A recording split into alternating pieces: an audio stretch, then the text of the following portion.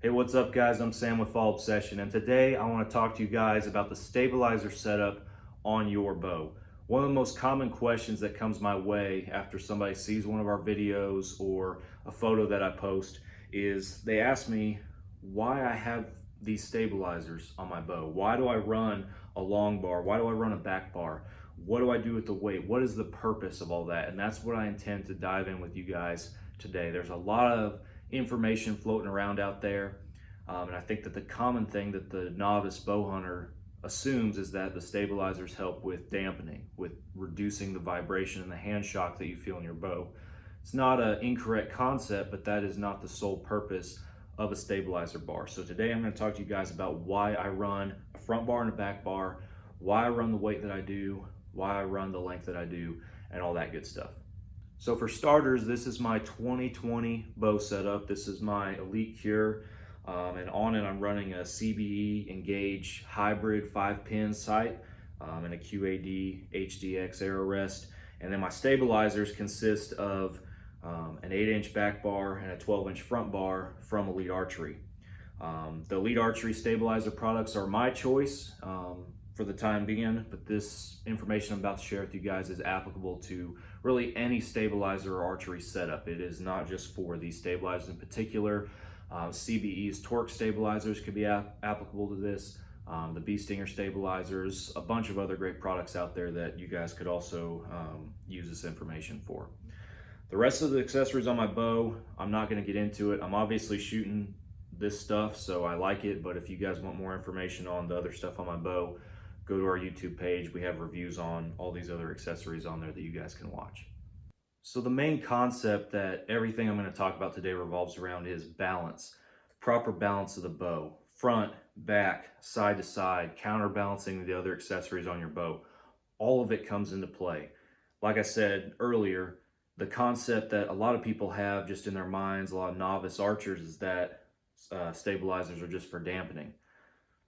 But really what dampens a bow, what takes out that hand shock, is going to be the weight that you have. This bow right now with these stabilizers on it weighs a little bit over 6 pounds, which to some people might be a little bit heavy for an archery setup, but I like shooting long range, and that weight helps me have more balance, more accuracy at those longer ranges. Think of it like a rifle with a heavier barrel. It's going to give you more accuracy, more stability, especially at those longer distances. So we'll start with the front bar. Why do I run a front bar? Well, I have this sight on here, the CBE sight. It's a metal sight, so it's heavy. So it's going to make my bow top heavy. So by me putting this stabilizer bar on the bottom, and a longer bar at that, is going to help me counterbalance that weight that I have on the top of my bow. And it doesn't take much weight. Now, granted, some guys like to run more than others. I can think of several professional archers who you see bow hunting who run a lot more weight than the numbers that I'm going to tell you guys right now. But I just have the basic Elite Archery bar on here, which this weight on the front's about a 1/2 ounce. On my back bar, which I'll get to in a second, I did a little bit of modifying. I added 2 1-ounce weights to it, so I have 2.5 ounces on the back. I'm not going to get ahead of myself, but so with the front bar, just that 1/2 ounce in the front, and then this weight a little bit farther out than that sight, helps me as an archer balance what I have going on the top right there. Granted, everybody's different. Every single archer shoots their bow differently. So for you guys, you might need more or less weight, a shorter front bar, whatever it might be. Play around with it and find what fits you. So I have this front bar on here, like I said, to counterbalance the sight up top. But what a lot of guys forget about and don't think of is, one, this sight sits on one side of my bow, not the other. And two, now I have all this weight out in front of my hand. So when I'm at full draw, all this weight's out in front of me. What this back bar does is it counterbalances the weight of my sight on this side of my bow, and the weight on the back of it and the length is going to help me stabilize and counterbalance from all this weight that is out in front of my hand when I'm shooting. So I hope that this is making sense for you guys, and I'm not just spouting off hot air or anything, but it's really a simple concept. And you're gonna have to play around with the weight and the angles and stuff. If you're running a setup similar to this, in order to get what fits you best, because every archer is different. Every archer shoots their bow differently. This is what works for me. You may need a shorter bar in the front, less weight, more weight in the front, shorter or longer bar in the back, or less or more weight. You will have to play around with it. A big thing that's important though when you're running a back bar is this thing can come off this bow at various angles depending on the bracket that you purchase. This is just a basic bee stinger bracket. And they have some that have even more adjustments than what mine has here. But you will be able to play with the angle that this stabilizer is coming off the bow. And you want to do that to have your bubble perfectly level when you're at full draw. The way to tell that is come to full draw with your eyes closed. Get everything settled in, all your anchor points lined up. Open your eyes, look through your peep sight at your sight housing. Everything should line up and your bubble should be perfectly level. If it's not, then you're going to need to play with the angle of this back bar to get that left to right movement correct on your bow so that bubble is level.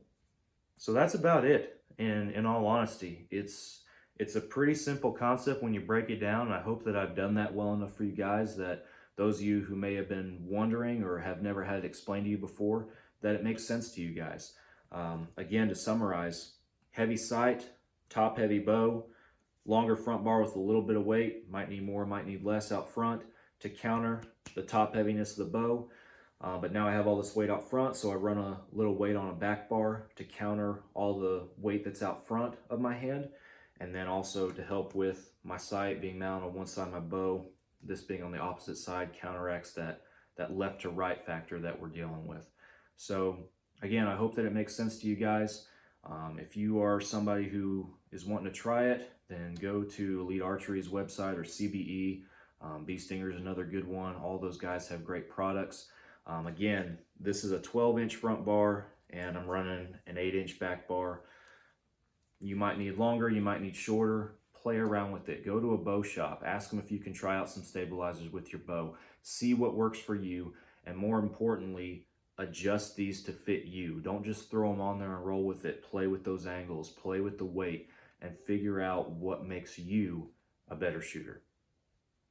Thank you all for watching this video. Really appreciate it. Hope that you guys learned something and take something away from this video that'll make you a better archer and a better bow hunter in the future. If you have not already, hit that subscribe button and follow our Fall Obsession YouTube channel. We got a lot of awesome videos coming you guys' way in the very near future. Follow us on Facebook and Instagram, and check out our podcast wherever you get your podcasts, and we will see you guys very soon. Thanks for watching.